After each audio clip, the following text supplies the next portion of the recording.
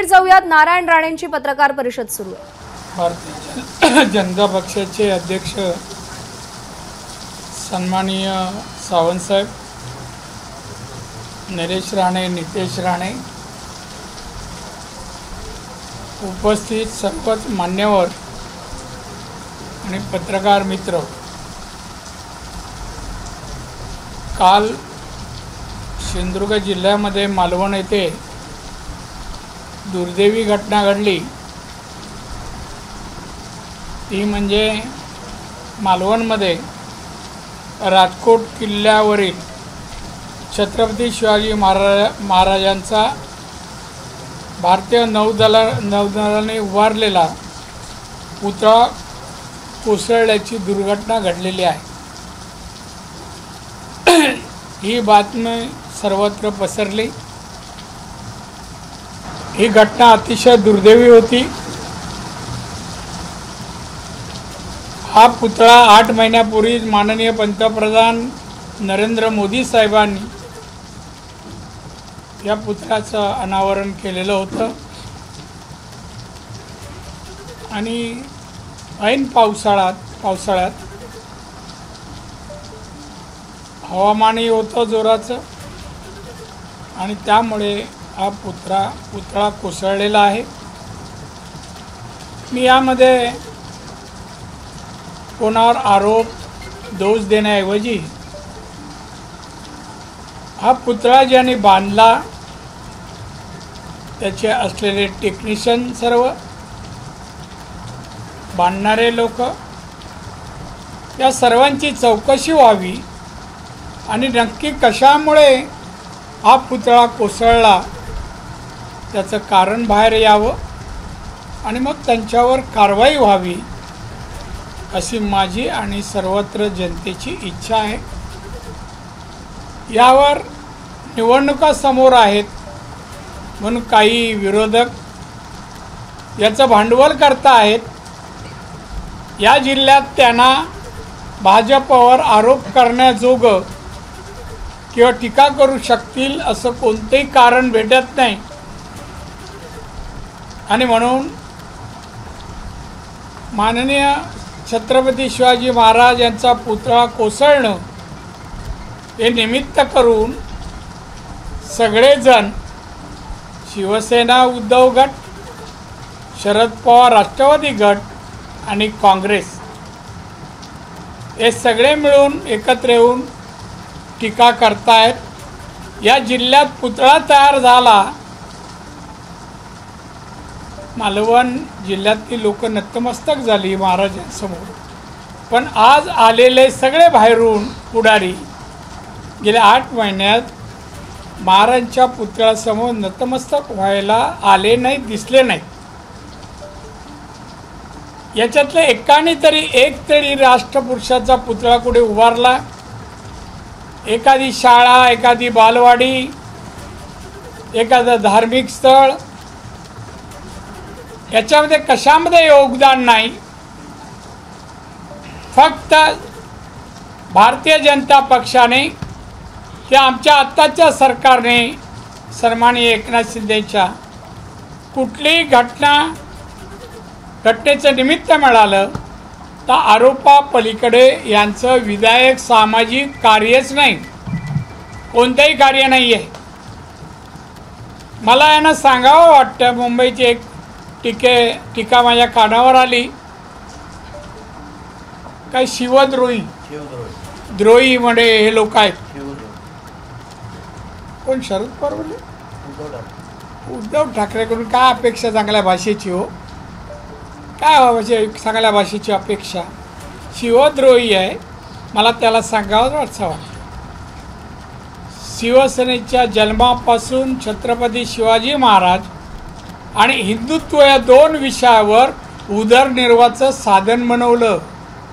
तो पैसा कमवला तर हिंदुत्व आणि छत्रपती शिवाजी महाराज, एक तरी पुतळा उभारला।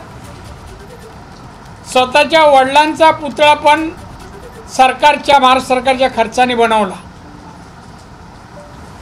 आणि म्हणून उद्धव ठाकरे नैतिक अधिकार नाही हो, त्याला चांगलं बोलता येत नाही। शिव्या घालणं या पलीकडे दुसरं काय कळत नाही.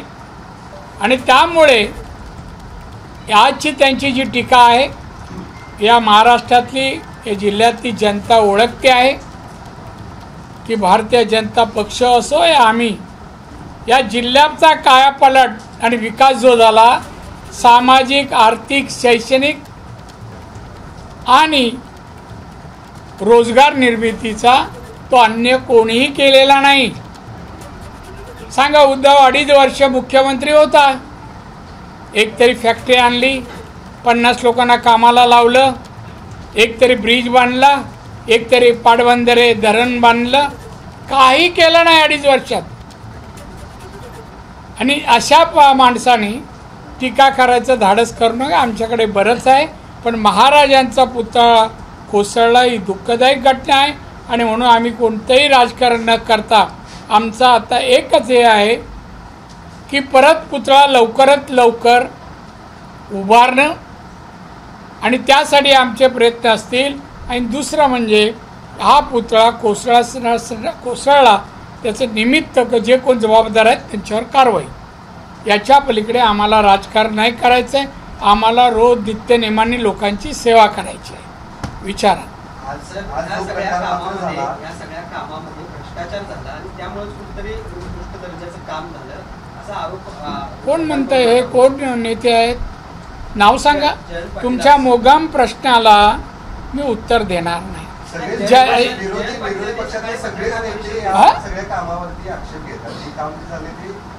सगळे म्हणजे कोण हो?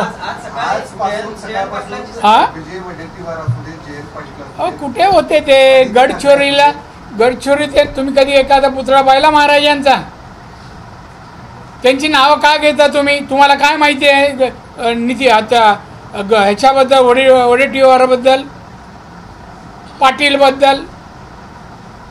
तुम्ही विना ते म्हणतात म्हणून आम्ही उत्तर बांधलेलं आहे. आमचं काम आहे माननीय छत्रपती शिवाजी महाराजांचा पुतळा लवकरात लवकर दर्जेदार बसवणं हे आमचं पहिलं काम आहे. आणि निकृष्ट काम झालं असेल ते भ्रष्टाचारावर तुम्ही बोलू नको. तुमच्याकडे एव्हिडन्स आहे काय त्यात भ्रष्टाचार होऊ शकतो? पुतळा कितीचा, PWDने खर्च किती की ब्युटिफिकेशनचा केला? उगा ते बोलताना आम्हाला विचारता मग कशाला पळाले? मग बोला. आपलं कुठलं माध्यम आहे? हां मग काय आज आपण त्या ठिकाणी पाहणी करायला गेल्यानंतर जो त्या ठिकाणी दोन्ही गटाकडून हे बघ, वाक्य पूर्ण करा मराठीतलं. आम्ही पाहणी करायला गेलो, पाहणी करून आम्ही परत येत होतो. दोन्ही गटाकडून आमच्याकडून काय झालं नाही. ते लोक अंगावर आले. आमच्या काही लोकांना वाटलं ही नेमकी लोक आहेत. आणि मग सांगितलं आम्ही आमच्या जागेवर उभे राहणार, त्यांना दुसऱ्या रस्त्याने जाऊ. आम्ही तेवढंच केलं. आमच्याकडून काय झालं नाही. आणि करायचं असतं तर आम्ही ते चिरीमिरी नाही करत हो. एकही पोचू शकले नसते घरापर्यंत. तुम्हाला आमचा इतिहास माहीत नाही, मग पुढारीला काय माहीत? बोला, विचार, दुसऱ्याने विचारा.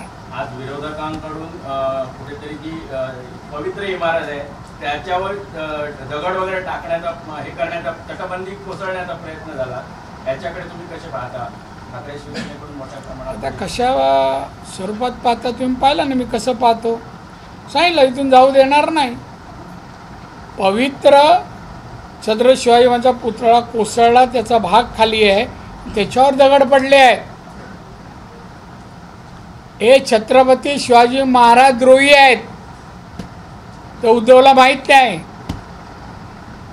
त्यामुळे त्यांनी नको ठिकाण त्याच्या टीकेला मी मानत नाही हो. हिंदुत्व करत होता आणि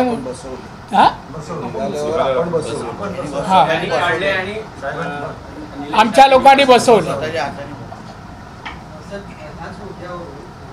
ह्याच मुद्द्यावरून महाविकास आघाडी 1 सप्टेंबरला मुंबईमध्ये मोर्चा काढणार आहे. दुसरं काय करणार? त्यांच्याकडे काय आहे?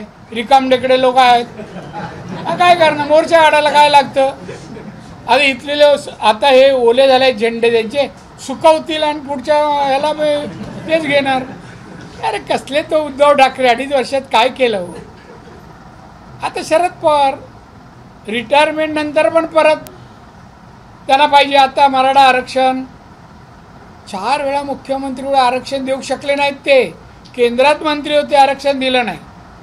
त्यामुळे या सगळ्यांचे आहे ना, फक्त भाजप, शिंदे, अजित पवार यांच्या युतीला विरोध.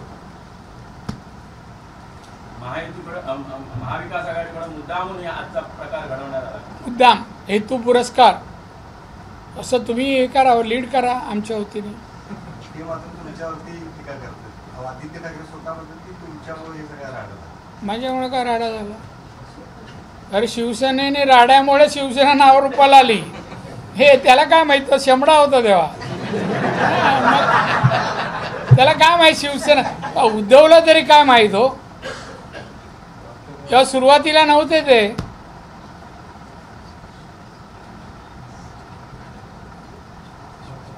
काय हो? हे बाबा थांब, हे कोण आहे?